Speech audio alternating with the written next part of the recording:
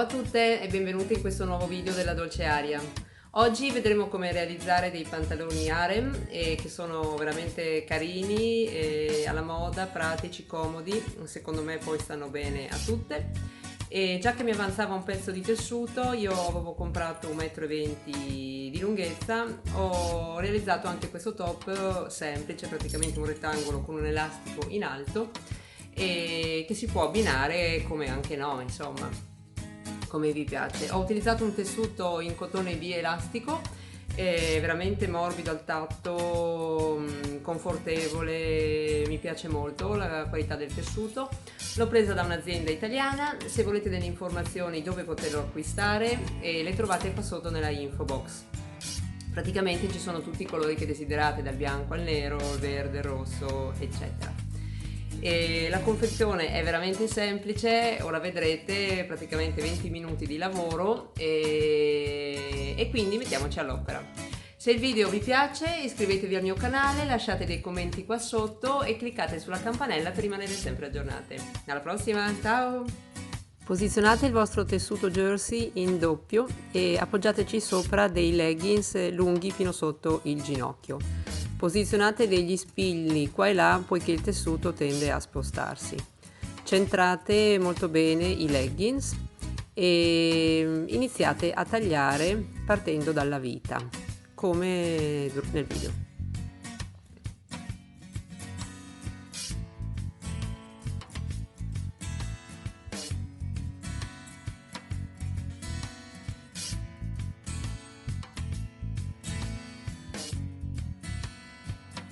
Una volta tagliata la prima metà del pantalone, togliete il vostro leggings e piegate il tessuto a metà.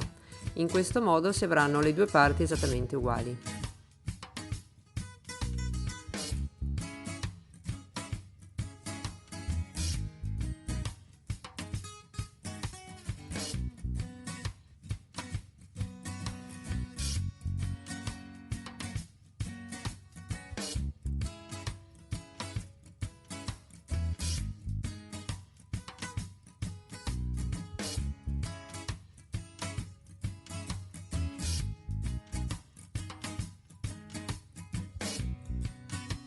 Cucite quindi lungo i fianchi ed il cavallo dei pantaloni.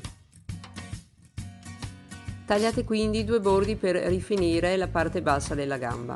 Prima cucite sul lato corto, dopodiché piegate il tessuto a metà e lo posizionate a filo del tessuto e fate una cucitura tutto intorno, una cucitura elastica tipo un punto zig zag.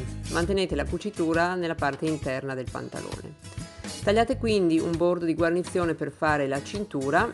Io ho utilizzato un elastico alto da 5 cm, per cui tagliate un bordo alto almeno 11 cm.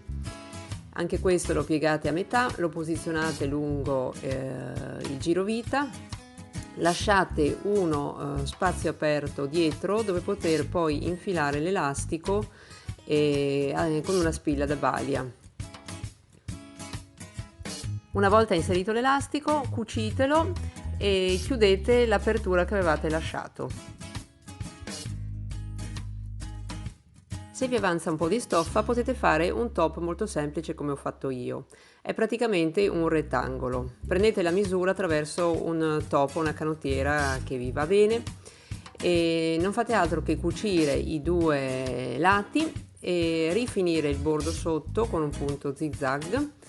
E piegate il tessuto in alto lasciando lo spazio per poter inserire un elastico nel medesimo modo che abbiamo fatto per i pantaloni. Ecco finito il pantalone, davvero un lavoro velocissimo e facile e di grande effetto. A me piace molto. Anche il top è molto semplice da realizzare. Ho fatto la cucitura sotto, la cucitura in alto, ho inserito l'elastico.